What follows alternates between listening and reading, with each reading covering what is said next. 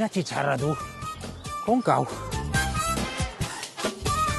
Però, Toni, què fas ahí? Ei, Elisa, com estàs? Dona, pues així és el lloc on millor s'està, 40 graus lo menos que fan, pues mira, fresquet, molt bé, estic molt bé. Però hi ha moltes formes de refrescar-se. Tu coneixes alguna millor? Clar que sí, hi ha que refrescar-se i també hi ha que hidratar-se. I ara a l'estiu les verdures són les nostres amigues. Vine amb mi, que te conte. Vinga, pues va. Maite, com estàs? Quin Hola. hort és més bonic, quina enveja. Mira, així estem. Pues parlava amb Toni, le estava contant de lo important que és prendre productes de temporada. La veritat és que sí, que és un plaer, pues, sobretot el sabor, el saber que estàs cuidant el teu cos i cuidant la terra i la natura. A més, ho feu d'una manera molt respectuosa, no? Pues així a l'Animeta el que treballem és, per una banda, cuidem prou la terra, en els que hem coixinats i també en associació de cultius. Maite, així teniu les carabassetes, no?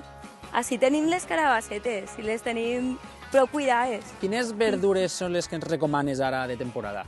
Pues mira, la natura és super intel·ligent i ens acompanya. Ara a l'estiu, que tenim set, que sudem, pues, tots els fruits que ens dona la natura, per exemple, el meló d'argel, el cogombre, la tomaca, són totes aquestes que tenen gran contingut en minerals i en aigua. Aleshores, per així dir-ho, la natura ens acompanya i ens aporta pues, tots aquests nutrients. Si vos sembla, el que anem a fer és conèixer alguna coseta més de quins són els productes que estan de temporada ara en estiu. L'estiu és el moment en què l'hort esclata de color. Les tomaques són, sens dubte, les ames del bancal, sucoses i amb un toc àcid. Són dels millors antioxidants que podem trobar. De la seva mà ve també el cogombre, refrescant i perfecte per millorar la circulació. L'albergina és molt saciant i una bona font de fibra. I les pebreres són riques en licopens d'alt poder antioxidant. Si a tot això afegim la dolçor refrescant del meló d'Alger i de tot l'any, no hi ha excusa per no menjar verdura tots els dies quan apreta la calor. Ja hem vist quines són les verdures de l'estiu i ara queda el moment de fer aquest plat tan refrescant que m'havies promès, Elisa. Un gazpacho, Toni, per a hidratar-se, per a nutrir-se i molt bo, inclús per a aprimar-se un poquet. Ens farà falta uns tomaquets, un cogombre, el pebre, però en aquesta ocasió anem a afegir un pebre roig, que habitualment es fa amb el verd, però el roig és que té molta vitamina C, per tant, això és important. Elisa, em parla moltes vegades de que els colors de les fruites, de les verdures, ens diuen moltes coses de les seues propietats. En aquest cas, el gazpacho, evidentment, té un fort color roig.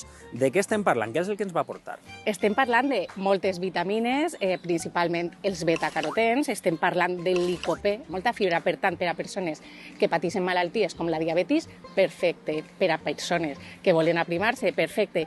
Que tens una miqueta d'hipertensió, perfecte, perquè tens així un muntó de potassi que ens ajuda a regular-la. Jo seria capaç, igual, de menjar-me un litre sencer. Quant és la quantitat que hem de menjar de gazpacho que és raonable? Hem de tindre en compte que és un aliment i porta oli d'oliva. L'oli d'oliva és molt bo, però té moltes calories. Per tant, amb moderació. Jo crec que 3 gotets estaria perfecte al dia. 3 gotets al dia, 3 gotets al dia ja és. Ja és. Pues anem a triturar i que es faci la màgia. Mira que m'agraden a mi els colors de l'estiu. Quina meravella, quina presència. Què te pareix? I quina beguda amb el pebre roig més adequada ara per a la calor. Però, Elisa, en la que cau i en la calor que tenim, jo conec el lloc perfecte per a tastar això. Dius? Sí. Això està de categoria. Ara sí que estic on volia estar. Vine, que l'aigua està fresqueta. Jo crec que no, Toni, que estàs com una carabassa. Tu t'ho perds.